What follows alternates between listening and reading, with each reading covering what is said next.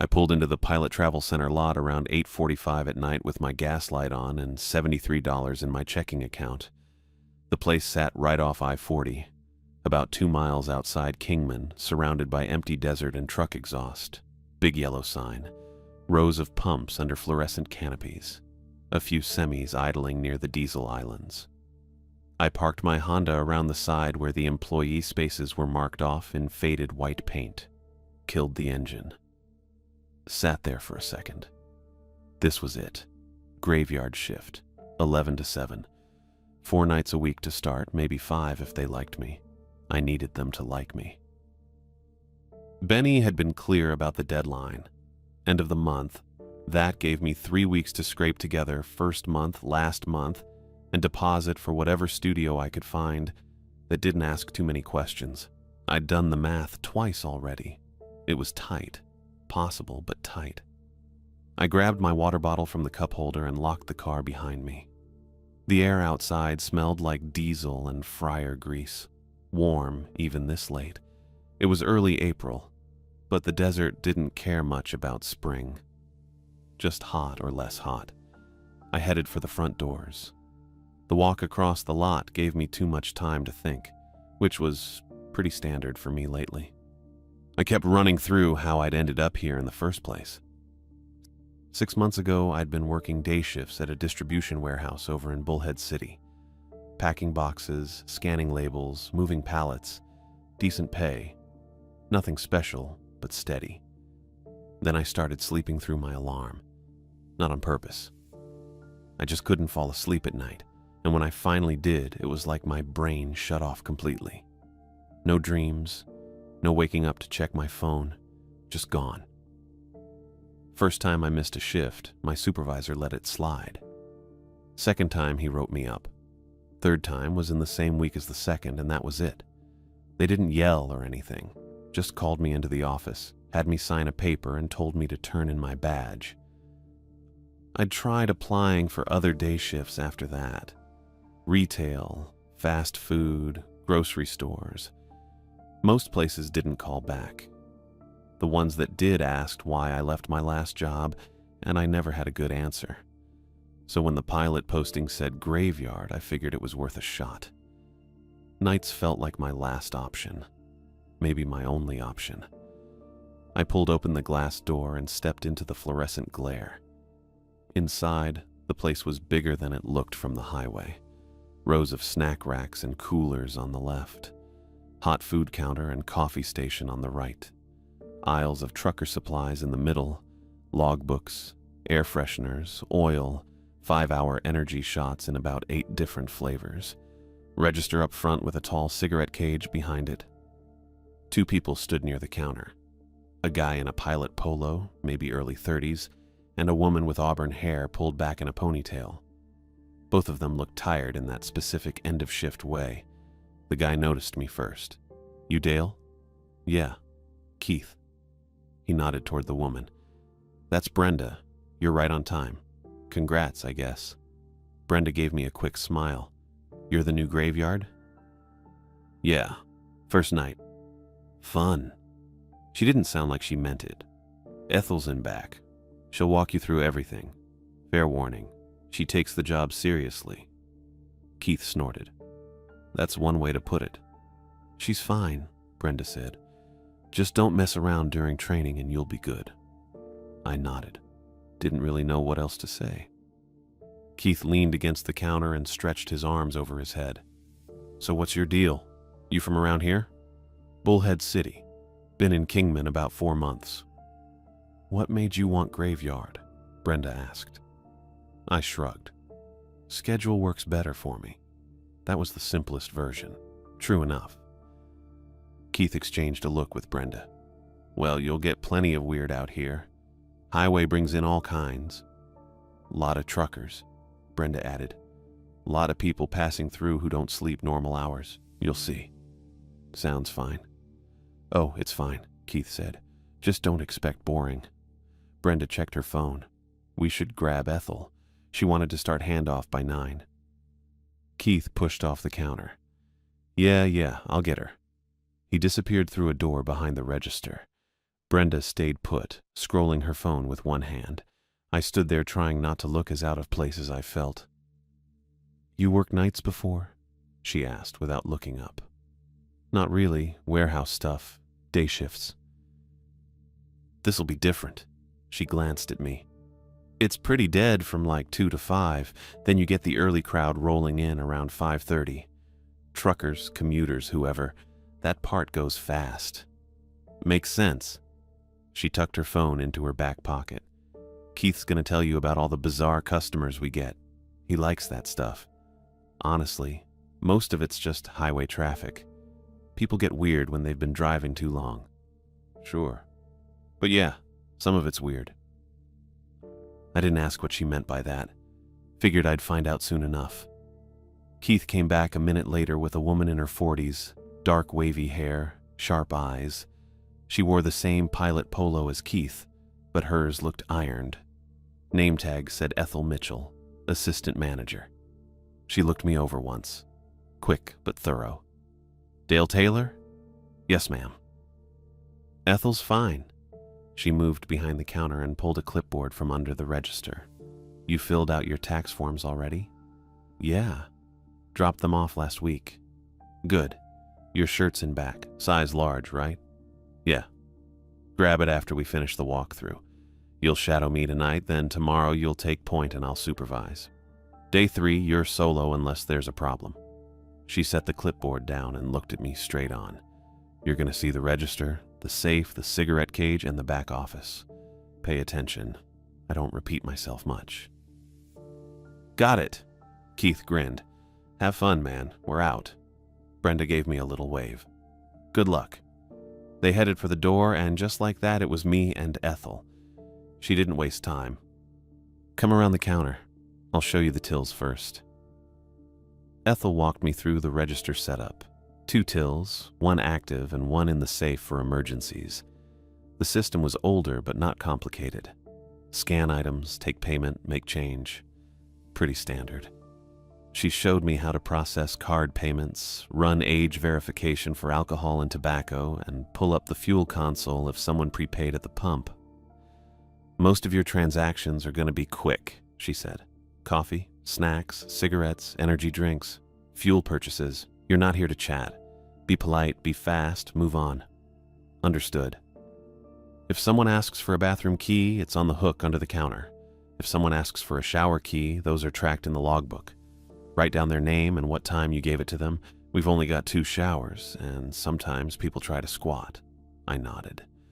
She moved on to the cigarette cage, pulled a key from the ring clipped to her belt, and unlocked the tall metal cabinet behind the register. Inside were rows and rows of cigarette cartons organized by brand. "Marlboro, Camel, Newport, Pall Mall, those are your top sellers. Everything else, just ask if you're not sure. Don't leave this unlocked. Ever. Got it?" She locked it again and pocketed the key. "Safe's in the office. I'll show you in a minute. You won't need to access it much, but you should know where it is." "Okay." Ethel walked toward the far end of the counter and leaned slightly to look out the front windows. Her eyes tracked across the parking lot. Slow and deliberate. I waited. She kept looking. After a few seconds, she straightened up. "Security cameras are in the back office. I'll show you the monitor. Do we check them a lot?" "I do." She didn't elaborate. The back office was small. Desk, filing cabinet, a monitor showing 4 camera angles. I could see the front lot, the fuel islands, the side entrance, and the back delivery door. Ethel tapped the monitor. "These cycle every 10 seconds, but you can freeze one if you need to. Front lot's camera 1. Fuel is 2. Side door is 3. Back door is 4. I looked at the angles. They covered most of the property. Most. "What about around the side? Like by the dumpsters?" Ethel's expression didn't change. "No camera there." "Why not?" "Wasn't in the budget." Something about the way she said it made me think that wasn't the whole answer. But I didn't push. She opened the filing cabinet and pulled out a binder. Flipped to a page marked Incident Log. "If something happens, theft, fight, injury, whatever, you write it here. Date, time, description. Then you call me or Kathy. Kathy's the general manager. Numbers are on the sheet taped to the desk. Okay. She closed the binder and slid it back. You have a phone? Yeah. Keep it charged. If the power goes out, the registers go down. Backup generator kicks in after about 30 seconds, but you'll want a flashlight app just in case. Has that happened before? Twice last year. What do you do if someone tries to pay during the outage? You don't. You tell them the system's down and they can wait or come back. Made sense. Ethel moved back toward the door, then stopped. She looked at the monitor again. Her hand rested on the edge of the desk. You're gonna be alone out here most nights, she said. There's a button under the counter, red. If you press it, it alerts the state troopers. They'll send someone. For emergencies. Yeah. Has anyone had to use it? She paused. Once. What happened? Guy came in high on something, started throwing stuff, broke a coffee pot. Officer showed up and removed him. That's it? That's it. I wasn't sure I believed her, but I nodded anyway. We went back out to the main floor. A customer came in while we were standing there. Middle-aged guy in a trucker cap. He grabbed a Gatorade from the cooler and paid cash. Ethel handled it. Smooth, quick, no conversation. The guy left. Ethel checked the lot again through the front windows. I noticed she did that a lot, every couple of minutes. Just a glance, like she was counting cars or watching for someone specific. Do you get a lot of trouble out here? I asked. She looked at me. Define trouble. I don't know. Theft, fights, weird people. Sometimes. Keith and Brenda made it sound like Graveyard gets the worst of it. They exaggerate. Ethel locked the register and pulled the cash drawer to check the bills. You'll get strange customers, people who've been on the road too long, people who don't want to be seen during the day. It's a truck stop, that's normal. But, she slid the drawer back in, but you pay attention. You watch who comes in, who's lingering, who's looking at the cameras. You don't assume everyone's harmless just because they buy a Snickers and leave? Okay. And you don't open the side door after midnight unless you can see who's there first. That one caught me off guard. Why? Because I'm telling you not to. Her tone didn't leave room for questions. I let it drop. By the time Ethel finished the walkthrough, it was almost 10. She sent me to the back to grab my work polo and told me to change in the employee bathroom. The shirt fit fine, same yellow and black as hers. I tucked it in and checked myself in the mirror. I looked tired, probably because I was. When I came back out, Ethel was at the register ringing up a woman with 2 kids. The woman paid, grabbed her bag, and herded the kids toward the door. Ethel waited until they were gone, then glanced at me. You're going to work the register for the rest of the night. I'll be nearby if you need something. Sounds good. Don't overthink it. Just do what I showed you. I will. She stepped aside and let me take her spot behind the counter. The store was quiet, just the hum of coolers and the distant sound of a semi pulling out of the lot. I stood there and tried to shake the feeling that I was missing something. Ethel kept watching the parking lot, the monitor, the side door, like she was waiting for something to show up. And I couldn't tell if she thought it would or if she was just making sure it didn't. Either way, I was about to find out why. Around 11:30, Ethel stepped away from the window and reached into her front pocket. She pulled out a small white card, laminated, maybe the size of an index card cut in half. She set it on the counter between us. This location has its own problems, she said. Her voice was lower than before, serious in a way that made the register hum feel too loud. You follow what's written here, exactly. No improvising, no jokes. I looked down at the card but didn't pick it up yet. These aren't suggestions, Ethel said. They're requirements for this shift. You break them, you don't come back. Understood? Yeah, I said. My throat felt tight. Understood. She nodded once, Then she grabbed her jacket from the hook behind the counter and pulled it on.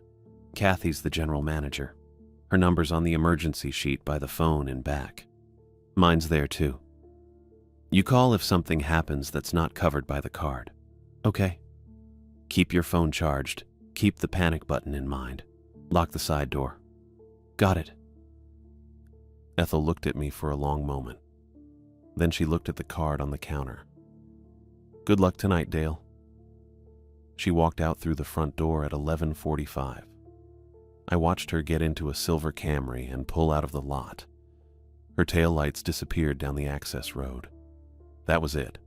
I was alone. The store felt bigger suddenly. The fluorescent lights buzzed a little.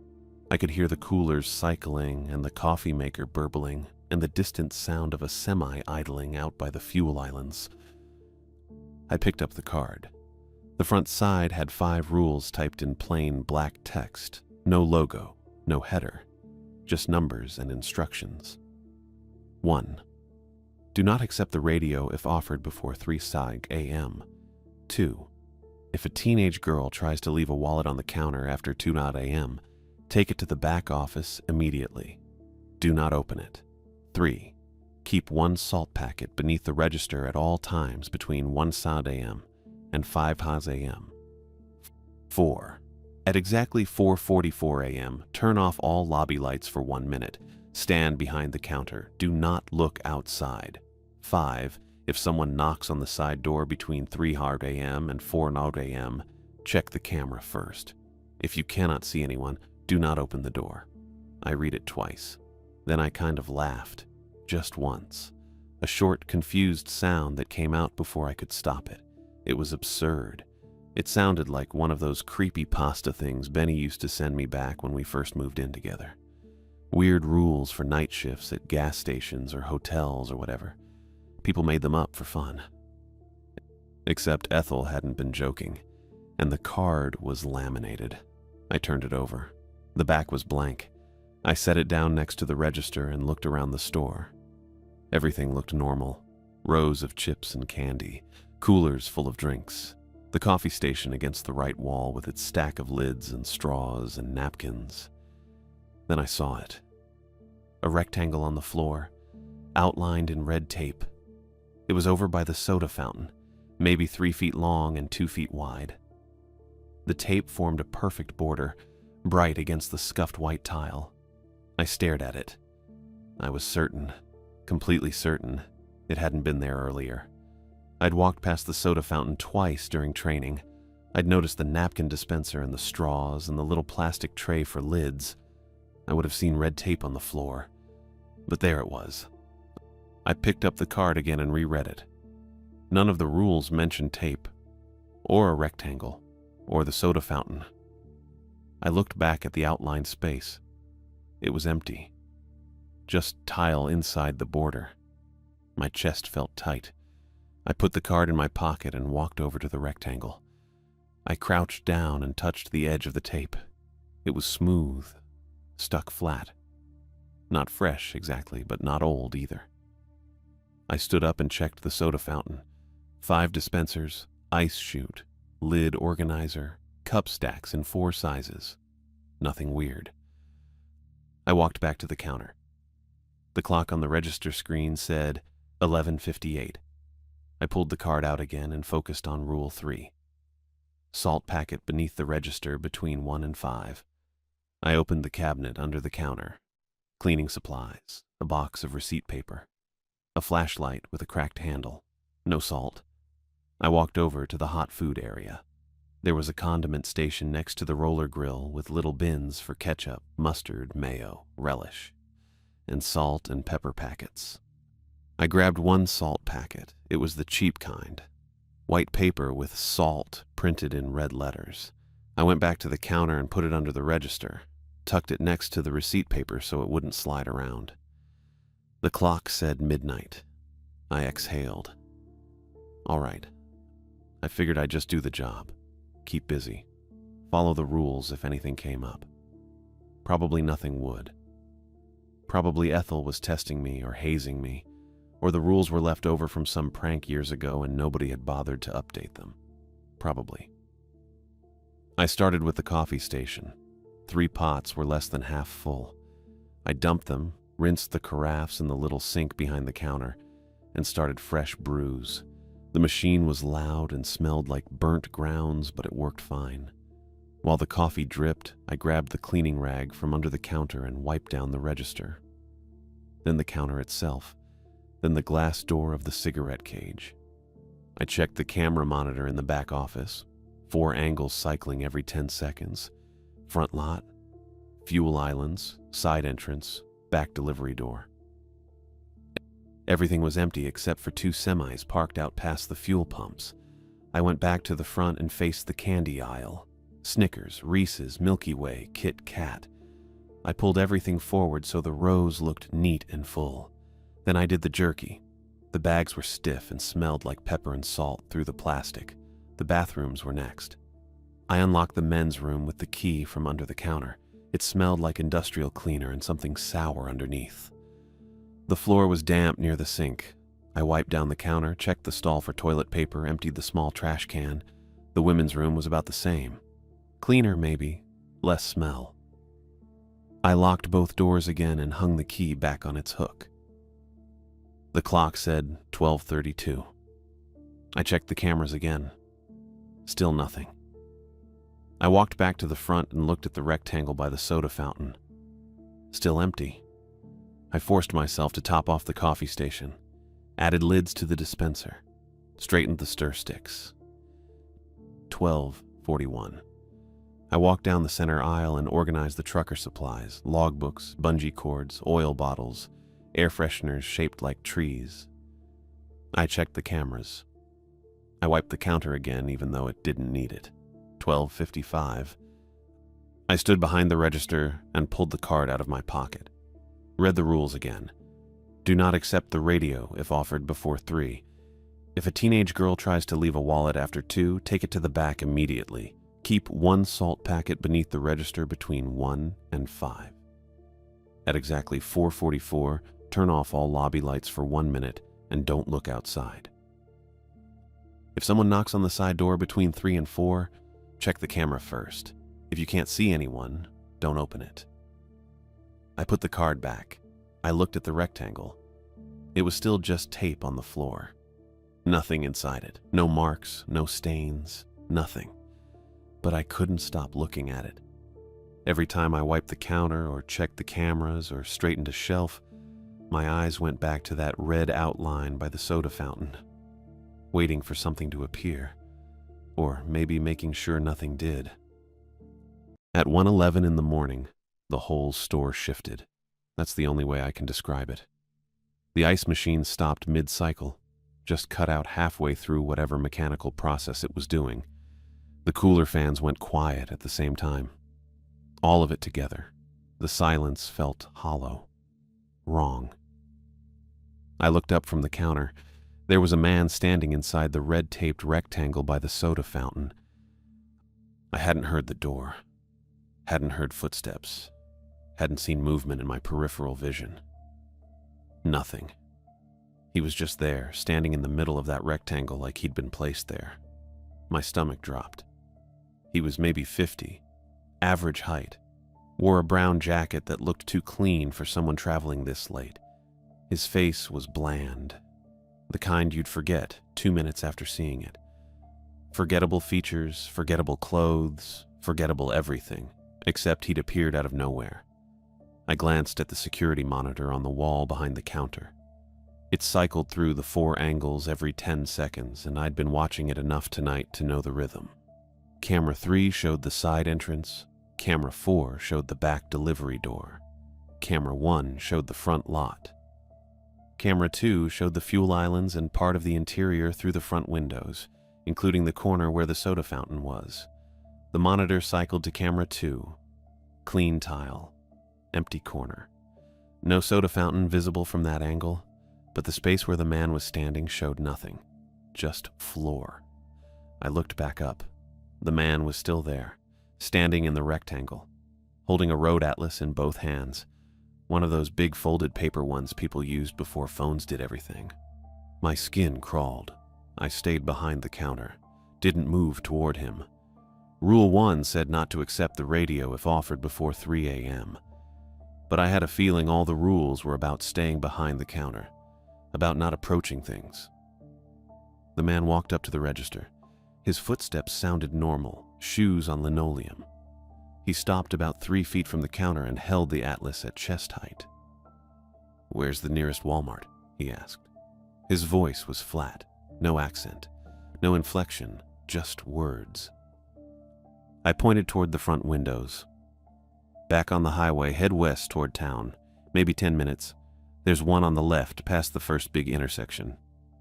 The man nodded once, then he asked again, "Where's the nearest Walmart?" Same words, same flat tone, same posture. The atlas hadn't moved. His head was angled the exact same way. My heart kicked hard against my ribs. I'd read the card a dozen times tonight. I'd memorized all 5 rules. Rule 1 didn't say anything about questions or directions or road atlases, but it said do not accept the radio if offered before 3 a.m. That implied something would offer something before 3. That implied repetition. A second ask. This was the second ask. I didn't answer him. Instead, I turned to the register and hit the button to start a transaction. My hands moved fast. I didn't scan anything. Just typed in a price from memory. 99 cents. The cheapest thing I could think of. A candy bar or a lighter or something. Didn't matter. The register beeped and showed 99 cents on the screen. I hit the cash button, printed the receipt. The receipt rolled out of the machine and I tore it off. My hands were shaking a little. I grabbed the stapler from under the counter, old, red, probably been there for years, and walked to the condiment station. I pulled 1 salt packet from the bin, the same kind I'd tucked under the register earlier, cheap white paper with salt printed in red letters. I walked back to the counter, set the receipt down flat, placed the salt packet on top of it, and stapled them together. The stapler punched through both with a metallic snap. I slid the receipt across the counter toward the man. He looked down at it. Then he reached out and picked it up. His fingers were wrong. Too long. That was the first thing I noticed. They didn't bend at the right places. There were too many joints, not like extra knuckles, just more segments than there should have been. The movements looked smooth, but watching them made my brain itch. He held the receipt in one hand and tore the salt packet off with the other. The staple popped free and hit the counter with a tiny metallic sound. He opened the salt packet, poured a small amount into his palm, touched it with one finger. I didn't breathe. He stood there for 3 seconds, maybe 4, just looking at the salt in his hand. Then he folded the packet closed, set it on the counter next to the staple, and stepped backward. 1 step. His heel crossed the red tape. The ice machine kicked back on with a heavy mechanical thunk. The cooler fans resumed their hum. The whole store snapped back into normal sound, and I felt the shift again. This time in reverse. I glanced at the monitor. Camera 2 cycled into view. The man was there, visible, standing right where I could see him in real life, just outside the red rectangle now. The feed matched. He turned and walked toward the front door. His footsteps sounded normal. His back looked normal. The atlas was tucked under one arm. He pushed through the front door and the chime dinged. I watched him walk across the parking lot toward the fuel islands. He didn't go to a car, just kept walking, past the pumps, past the 2 semis parked in the far spaces, out toward the access road. Then he was gone. I stood there for a long time, maybe a full minute. My heart was still pounding. My hands were still shaking. The salt packet sat on the counter next to the staple. I picked up the staple and dropped it in the trash. Then I grabbed the salt packet, walked back to the condiment station, and threw it away in the small trash bin there. I checked the monitor again. All 4 cameras, nothing. I walked back to the counter and pulled the laminated card out of my pocket. Read Rule 1 again. Do not accept the radio if offered before 3:00 a.m. Not a word about atlases. Not a word about Walmart. But I'd followed the pattern. Second ask. Salt packet. Stay behind the counter. I figured that was close enough. I put the card back in my pocket, checked the salt packet under the register to make sure it was still there, and looked at the clock on the register screen. 1:17 a.m. 6 minutes. The whole thing had taken 6 minutes. I grabbed the cleaning rag and wiped down the counter even though it didn't need it. Just needed something to do with my hands. Something normal. The store hummed around me. Ice machine running. Coolers buzzing. Coffee maker gurgling. Everything sounded right again. I kept the counter between me and the rest of the store. Didn't go near the red rectangle. Didn't go near the soda fountain. Just stayed where I was and kept my eyes on the door. I spent maybe 10 minutes doing nothing productive. Checked the cameras. Looked at the salt packet under the register. Walked to the back and pretended to organize the storage closet even though I had no idea what was supposed to go where. When I came back to the front, the door chime went off. A girl walked in. Teenage. Maybe 16 or 17. Oversized gray hoodie with the hood up, dark jeans, sneakers that looked damp. She was dripping. Not soaked, but definitely wet. Little trails of water followed her across the tile from the door to the counter, and her sleeves had dark patches where moisture had seeped through. I glanced at the front windows. The parking lot looked bone dry. No puddles under the overhead lights, no sheen on the pavement. The sky had that flat, empty look you get in the desert at night, when there's no weather happening at all. I looked back at her, still dripping. She stopped about 3 feet from the counter and pushed her hood back a little. Straight, light brown hair, pale blue eyes, round face. She looked normal. Tired, maybe, but normal. "I found a wallet," she said. Her voice was soft, flat, but not in the same way the Atlas guys had been. Just quiet. "Out at Pump 6. She pulled something from her hoodie pocket. A brown leather wallet, the kind that folds in half. Bifold, I think they're called. It looked worn, but not old. She held it in both hands. "Someone probably wants this back," she said. I didn't move. The register clock said 1:34. After 2 a.m., the rule said. This was before. But she was a teenage girl, and she was trying to give me a wallet, and I had a pretty good feeling this was the exact situation Rule 2 was talking about. I pulled the laminated card from my pocket and checked. Rule 2. If a teenage girl tries to leave a wallet on the counter after 2 a.m., take it to the back office immediately and do not open it. After 2. This was 1:34. I looked up at her. She was watching me. Patient.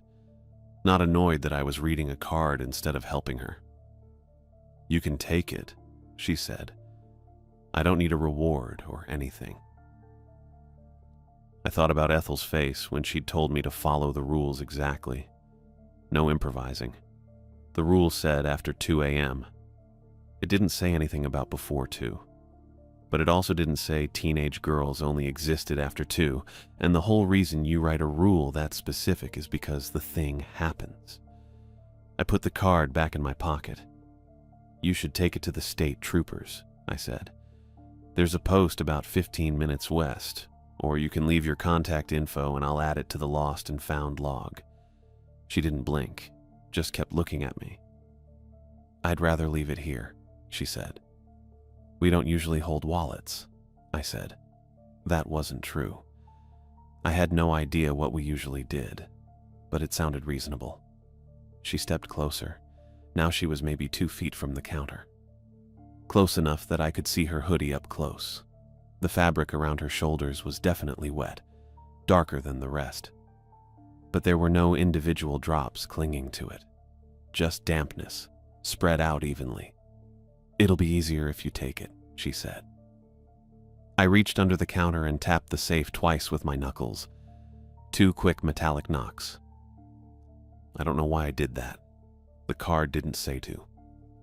But when the Atlas guy had asked his question the second time, I'd gone for the salt and that had worked. The safe felt like the same kind of move.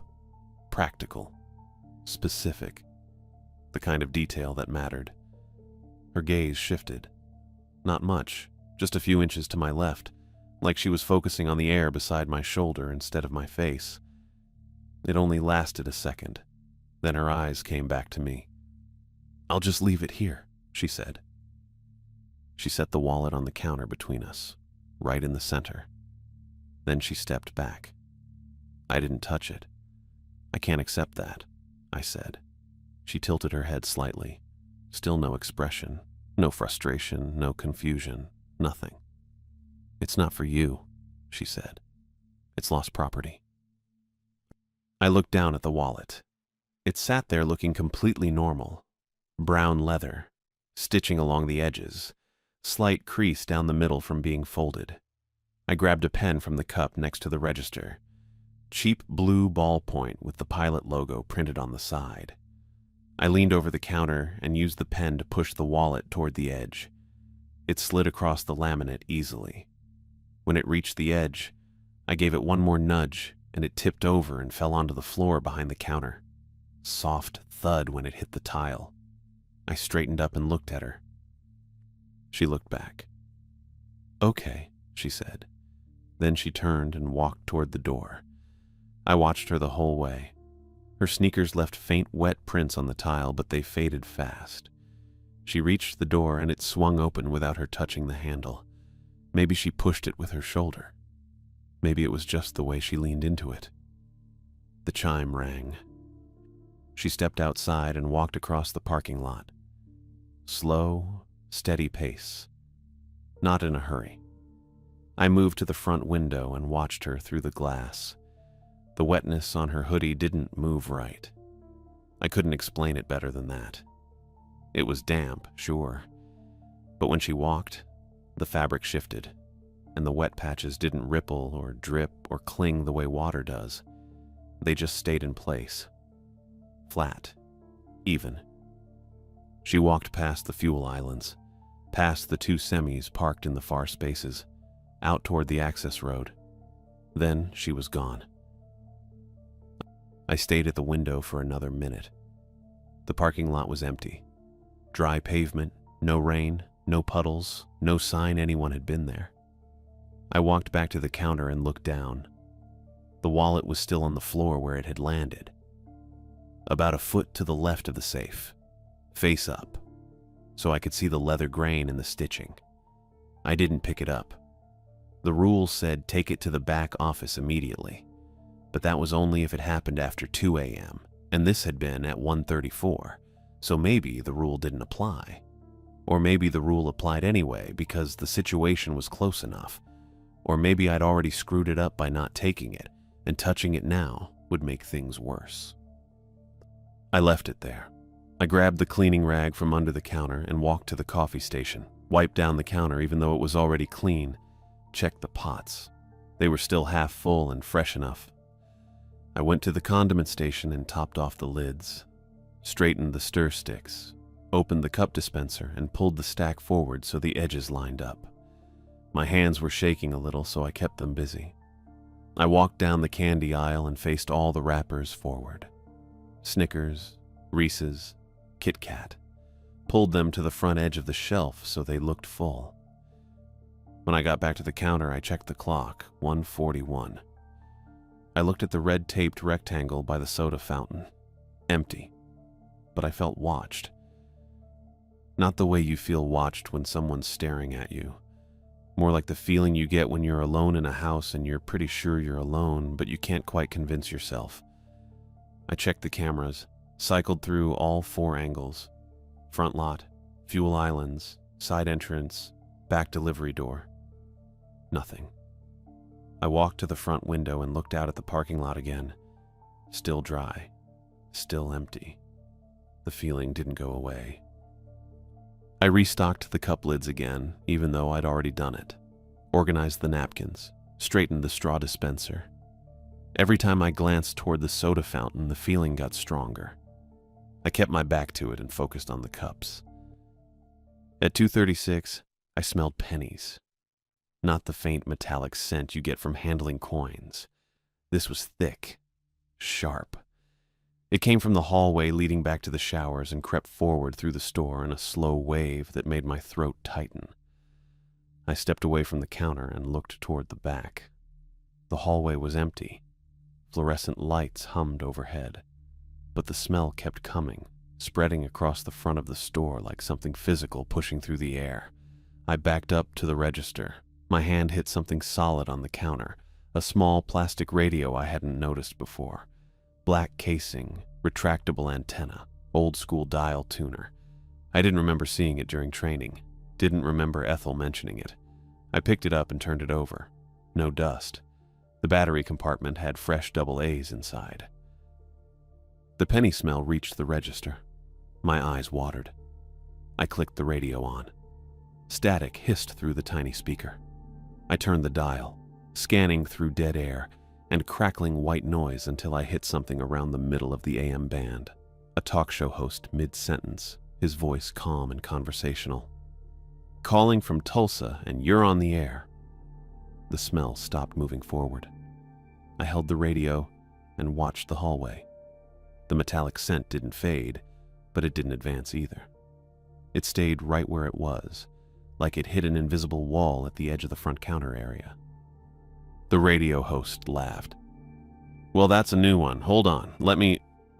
I set the radio down next to the register and kept the volume low, just loud enough to hear. The smell didn't push any closer. I checked the clock. 2:38. A scraping sound pulled my attention back to the counter. The red stapler, same one I'd used earlier with the Atlas man, was sliding slowly toward the edge. Not fast, just a steady creep, metal base dragging across laminate with a faint grinding noise. I grabbed it and moved it back 6 inches, closer to the register. Then I watched it slide forward again, same speed, same angle, like the counter was tilted, except when I put my palm flat on the surface it felt completely level. I picked up the stapler and set it all the way back against the cigarette cage. It started moving again immediately, slow and deliberate, inching toward the edge. I left it, let it scrape forward while I checked the cameras. Front lot, empty. Fuel islands. 2 semis still parked in the far spaces, same as before. Side entrance, nothing. Back delivery door, nothing. When I came back to the counter, the stapler had moved another 3 inches. The talk radio host was introducing a caller from Nevada. His voice stayed calm and boring, the kind of late-night AM filler that sounds like it's been running on a loop since the 90s. But it kept the penny smell exactly where it was, stuck at the threshold between the hallway and the front area, not advancing. I grabbed the stapler again and shoved it into the cabinet under the counter. Closed the door, stood up. The scraping sound started again. I opened the cabinet. The stapler was sliding across the cabinet floor, same slow pace, heading toward the front corner. I shut the cabinet and stepped back. The radio host said something about weather patterns. A caller disagreed. I stopped listening to the words and just let the sound fill the space. The penny smell stayed where it was, thick and metallic and wrong, but contained. I wiped my hands on my work pants and checked the clock again. 2:51. The stapler kept scraping inside the cabinet, faint but constant. I walked to the front windows and looked outside. Dry pavement, empty pumps, no movement. The sky was flat black with no stars visible, just the orange-yellow glow from the overhead fuel island lights cutting harsh shadows across the lot. When I came back to the counter, I opened the cabinet again. The stapler had reached the front corner and stopped, just sitting there, motionless. I left it and checked the salt packet under the register. Still there. White paper, red letters. The radio cycled to a commercial, some guy selling water softeners. The penny smell didn't move. I stood behind the counter and waited. At 3:15, someone started pounding on the side door. Not knocking. Pounding. Hard and fast, like fists hammering sheet metal. I grabbed the laminated card from my pocket and checked Rule 5. If someone knocks on the side door between 3 a.m. and 4 a.m., check the camera first, and if you cannot see anyone, do not open the door. The pounding continued, urgent, rhythmic. I moved to the back office and checked the monitor. Camera 3 showed the side entrance, just the door under the exterior light surrounded by dark pavement. No person, no vehicle. The pounding got louder. I walked toward the side door, staying several feet back. The hallway still smelled like pennies, though the radio kept it from spreading. The door shook slightly with each impact. "Hey!" A man's voice muffled through metal. "I need help. My kid's throwing up in the car. I need to get her inside." I stopped walking. "Please, man, she's really sick. I just need some water in the bathroom." I stepped closer to the door. There was a narrow window at eye level, reinforced with wire mesh. I looked through it. A man stood outside. Around 5'9", heavy-set, dark hoodie pulled up over his head. His face was shadowed, but I could see stubble on his jaw, broad nose, brown eyes. He was looking straight at me. "Thank God," he said, voice clearer now. "Can you unlock this? She's in bad shape. I really need..." I looked at his feet. He was standing wrong. Not wrong like unbalanced. Wrong like the door wasn't where it should be. His stance was angled slightly left. Weight shifted, like he was facing something 2 feet to the side of the actual door frame. And his position, I couldn't explain it exactly, but it looked like he was standing on the wrong side of something, like there was a line I couldn't see, and he was on the far side of it, even though he was clearly right outside the door. It reminded me of the red tape, the rectangle by the soda fountain, the way the Atlas man had stood inside it. But the tape was inside the building, by the fountain, nowhere near this door. "Please," the man said, his voice cracked. "She's only 7. I just need help." My hand moved toward the keyring on my belt. Pure reflex. Someone's kid was sick. I stopped, looked at his stance again, the angle, the wrong position. Behind me, from the front counter, the radio host laughed. Mid-sentence, bright and sudden. The pounding stopped. Complete silence. The man outside didn't move, didn't blink, just stood there, weight angled wrong, staring through the wire mesh window. I backed up 3 steps and returned to the office. Checked camera 3. The feed showed nothing but black. Not static. Not the empty door under the light. Just solid black, like someone put a hand over the lens. I stared at the monitor. Camera 1 cycled in, front lot, empty. Camera 2, fuel islands, 2 semis. Camera 4, back delivery door, nothing. Camera 3, still black. I walked back to the hallway and looked through the door window. The man was gone. I pressed my face closer to the glass and checked left, then right. No one. No car. No movement. I checked the camera again, still black. The radio kept playing. Some caller talking about tax policy. I returned to the front counter and stood behind the register. My hands were shaking. I shoved them in my pockets. The penny smell was still there, stuck at the hallway threshold, not advancing. I checked the clock. 3:21. The store was too quiet. I could hear the radio, the coolers, the ice machine, but under that, nothing. No distant highway noise, no wind, no semis idling in the lot. Just the mechanical hum of the building and the talk show host's voice, flat and steady. I pulled the laminated card out again and read, Rule 4.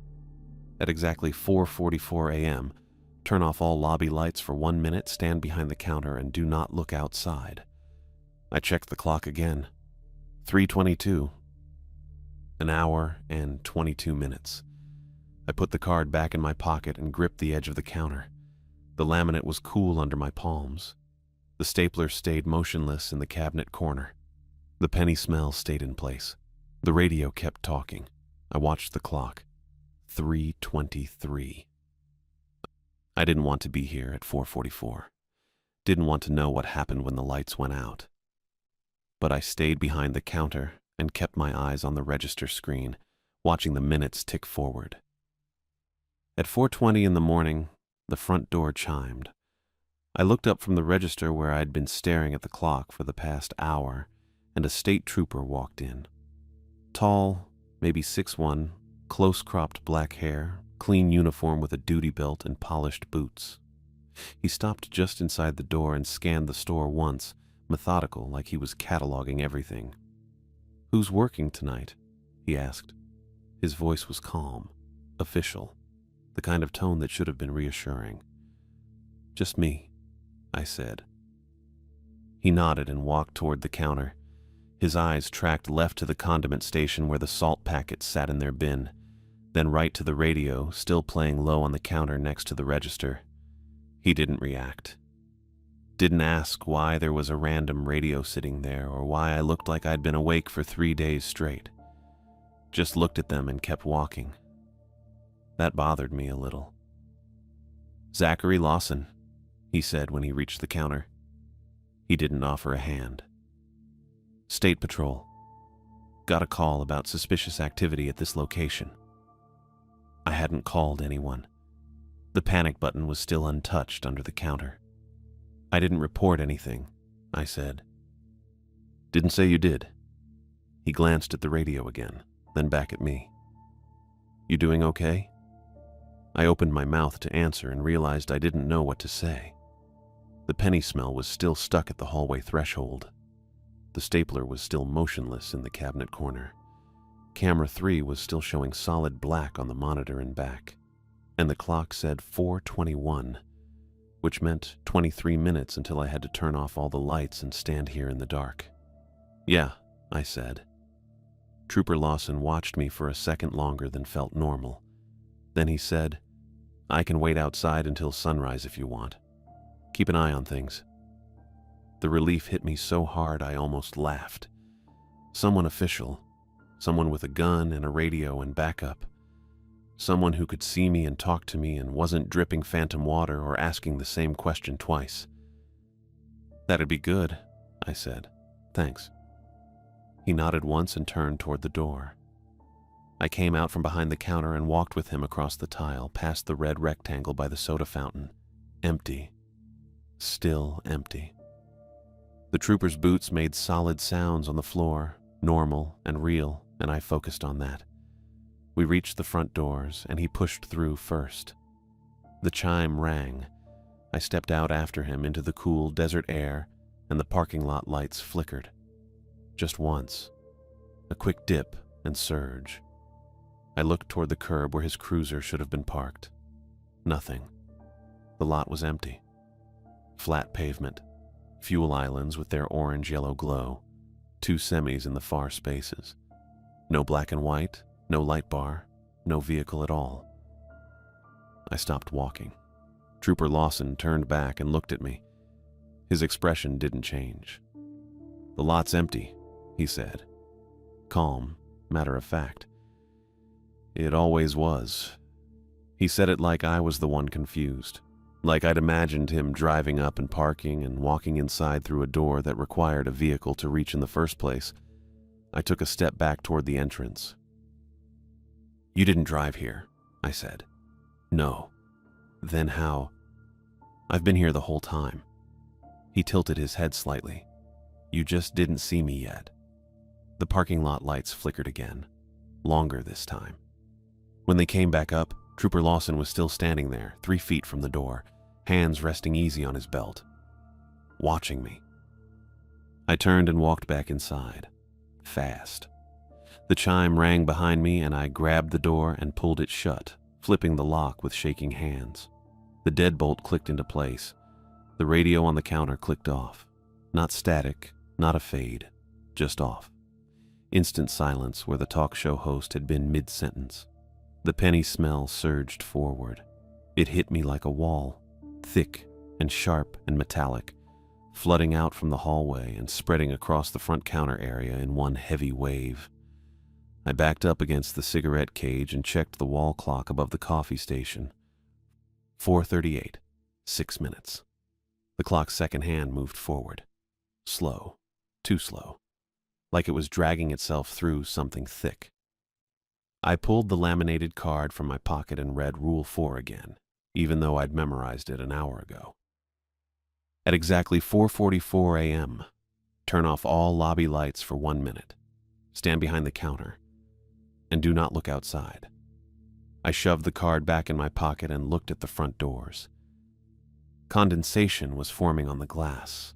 Slow trails of moisture creeping down from the top edge, fogging the surface from the outside in. I could see the parking lot through it, blurred and warped, and I could see the trooper-shaped outline still standing close to the door. Not moving, just standing there, staying close. The second hand on the clock dragged forward. 4:40, 4:41, 4:42. I checked the salt packet under the register. Still there. I checked the cabinet. The stapler sat motionless in the front corner. I checked the cameras and found camera 3 still showing solid black. But the others were normal. Front lot empty. Fuel islands quiet. Back door clear. 4:43. I moved behind the register and put my hand on the light switches mounted on the wall behind the counter.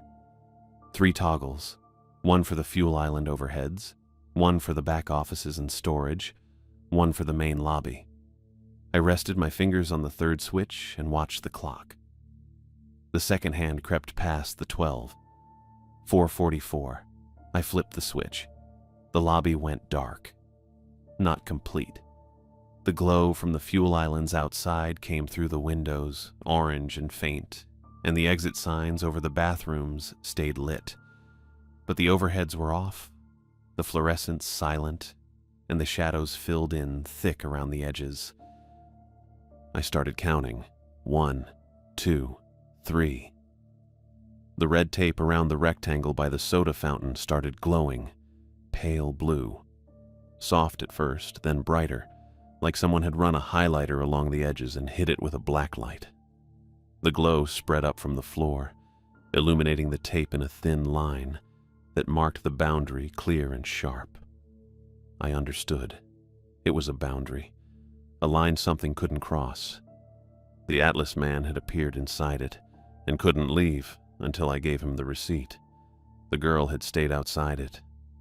The stapler had tried to move toward it but couldn't make it past the counter. Something flat and quick skittered along the edge of the glowing tape. I couldn't see it clearly, just movement. Low to the ground, fast, sliding along the line like it was testing for a gap. It circled the rectangle once, twice, and stopped at the corner nearest the counter. It didn't cross. 15, 16, 17. A thump came from behind the counter. I looked down. The wallet, the one the girl had dropped. It was thumping against the inside of the trash can I'd shoved it into an hour ago. Rhythmic, steady. It matched my pulse. Thump, thump, thump. 23, 24. I looked at the front doors. The condensation was thick now, almost opaque, and through it I could see the outline leaning in close, pressed against the glass. The shape was wrong. Shoulders too wide, head too narrow, and where the mouth should have been there was a slot. Packed with salt crystals. I could see them through the fog, small and white and gleaming, crammed into the opening, spilling slightly at the edges. 31, 32. The thing along the tape skittered again, faster now, testing the boundary in short bursts. The wallet thumped louder. The shape outside pressed harder against the glass, and the condensation ran in thick rivulets. 45, 46. My hand was still on the light switch. I kept counting. 50, 51, 52. The glow from the tape brightened. The skittering thing moved in a blur. The wallet slammed against the trash can hard enough to tip it. 58, 59, 60. I flipped the switch. The lobby lights came on, bright and instant and fluorescent. The glow vanished. The thing along the tape disappeared. The wallet went silent. The shape outside cracked. I heard it through the glass. A sharp splitting sound, like ice breaking, and the outline fractured into pieces. Dry flakes. They slid down the door in a small cascade and piled at the base, pale and brittle. The store's normal hum returned. The coolers, the ice machine, the coffee maker gurgling behind me. Everything mechanical and ordinary and steady. I stood behind the counter and didn't move for a full minute. At 5:30, the radio came back on by itself. Same station. AM talk. The host was introducing a caller from Montana. I didn't touch it. Just let it play. The penny smell was gone. Completely. I walked to the hallway threshold and checked. Nothing. Just the faint industrial cleaner scent and old coffee. I checked the cameras. All 4 were working. Camera 3 showed the side entrance under the exterior light. Empty. Normal. I checked the trash can. The wallet was inside, motionless. I checked the red tape. It looked normal. Just tape. No glow. At 6:12, the sky outside started turning gray at the edges. Dawn. Actual dawn. The front door unlocked, and Ethel walked in. She looked tired. Her jacket was zipped up and her keyring was already in her hand. She stopped just inside the door and looked at me, then at the radio, then at the pile of pale flakes at the base of the glass. "You're still here," she said. "Yeah." She walked to the counter and set her keys down. I got stuck at home. Couldn't leave until sunrise. I didn't ask why. She looked at the radio, still playing low, then back at me. "The rules aren't superstition," she said. "You know that now." "Yeah." She nodded once.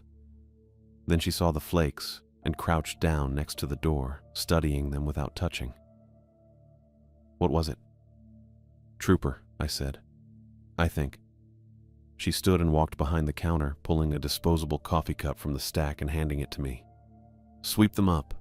Add water. They'll dissolve." I grabbed the small broom from the back and swept the flakes into the cup. They were light, brittle. They crumbled slightly under the bristles. I carried the cup to the sink behind the counter and ran water over them. They dissolved fast, clear brine. No residue, just salt water. I set the cup on the counter next to the register. Ethel looked at it, then at me. "You did good." I didn't feel good. I felt like I'd spent 8 hours in a place that shouldn't exist, following rules that shouldn't work, and I'd survived by luck and salt packets. I clocked out at 6:19. Ethel took my place behind the register, and I grabbed my jacket from the hook and back. When I came back out, she was pouring the brine down the sink. "See you tomorrow," she said. I walked out the front doors into full daylight. The parking lot was dry, normal. 2 semis were still parked in the far spaces, and a sedan was pulling up to pump 3. The sky was pale blue and empty. I got in my Honda and sat there for a minute. Then I drove back to Benny's place, went inside, and slept for 6 hours straight. I didn't come back for another shift, not the next night, not the one after. Ethel called twice and left voicemails asking if I was okay, and I didn't return them.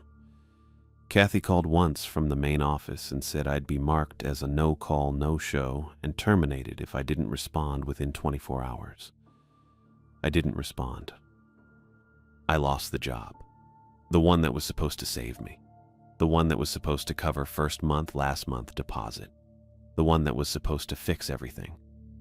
But I wasn't going back to that counter at 4:44 in the morning, not for any amount of money. That was it.